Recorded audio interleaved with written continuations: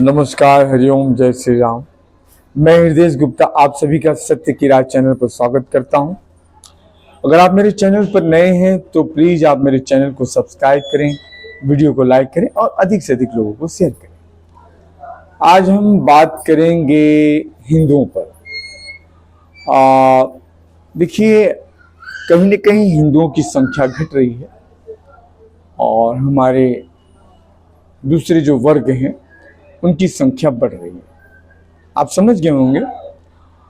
और देखिए, मैं संत नरसिम्हानंद जी का बातों का हवाला दे रहा हूँ। आप YouTube पर जाकर देख सकते हैं। जो बातें उन्होंने कही है, मैं उन्हीं की बात को आपके सामने रख रहा हूँ। वो कहते हैं, नादान मूर्ख हिंदुओं, अब तो सुधर जाओ, अब तो संभल जाओ, अब तो चेतो। कब तक मूर्ख बने रहोगे, कब तक अपने आप को खत्म करने में लगे रहोगे। हम दो हमारे दो एक ही बहुत अच्छा है, कब तक ऐसे ही करते रहोगे। याद रखना हिंदुओं कि जिस दिन दूसरे वर्गों की, दूसरे धर्म वालों की संख्या बढ़ गई, उस दिन तुम पूरी तरह से खत्म कर दिए जाओ। और अगर तुमने नहीं चेता तो आने वाले 10 साल के पीरियड में तुम्हारा खात्मा कर दिया जाएगा, तुम्हें काट दिया जाएगा। कश्मीर की घटना को याद करो। कश्मीर में कैसे हिंदुओं को मारा गया, काटा गया, पलायन करवाया गया, उनकी बहु बेटियों की इज्जत लूटी गई। और हाल ही के दिनों का आप बांग्लादेश का सर्वे कर लो। बांग्लादेश में तुम्हारी हिंदू बहन बेटियों, तुम्हारी माओं के साथ क्या किया गया, ये कुछ छुपा नहीं। मैं बताऊं, मैं उन्हीं की बातों का हवाला दे रहा हूं। स्वामी नरसिम्हानंद का, उनके साथ रेप किया गया, दिन दहाड़े उठाकर ले जाया गया और तुम्हें काट दिया गया।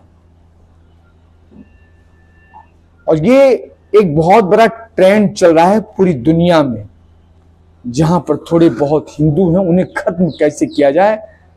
एक बहुत बड़ा ट्रेंड हर समय चलते रहता है, समय समय पर। और जब ये आवाज बुलंद होती है भारत में या उस देश में, तब थोड़े समय के लिए स्टॉप कर दिया जाता है इस प्रोसीजर को। ये तुम्हारी संख्या को खत्म करने के लिए एक बहुत बड़ा षड्यंत्र चल रहा है। तुम कब तक ये सोचते रहोगे, करते रहोगे कि हम दो हमारे दो, बस एक बेटा एक बेटी।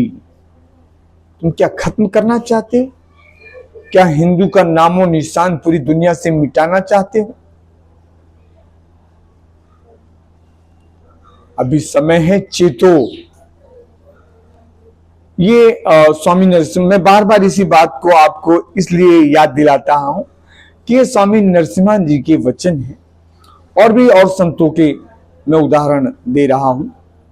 बहुत सारे संत कहते हैं और स्वामी नरसिम्हानंद जी भी कहते हैं कि हर बच्चा अपना भविष्य लेकर आता है।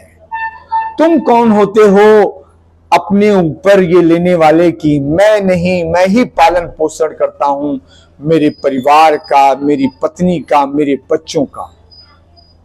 हर बच्चा अपना भाग्य स्वयं लेकर आता है।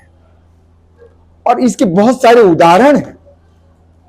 अरे, शिवाजी महाराज के पिताजी आदिल शाह के दरबार में नौकर थे, लेकिन वो बच्चा अपना भाग्य लेकर आया था और पूरे महाराष्ट्र का राजा बना।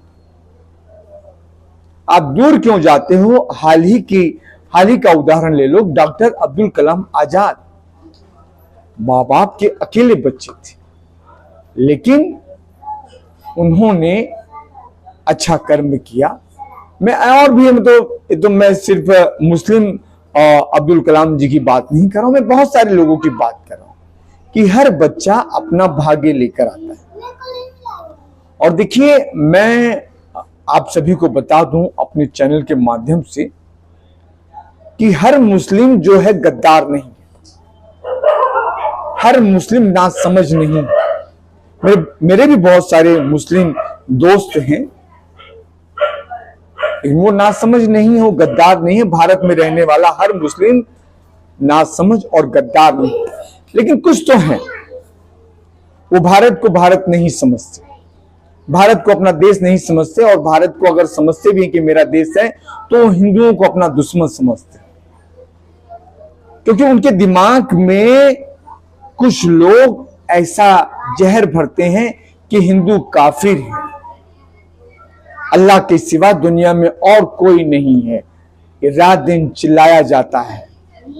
तो राम कौन है? भगवान विष्णु कौन है? भगवान शिव कौन है?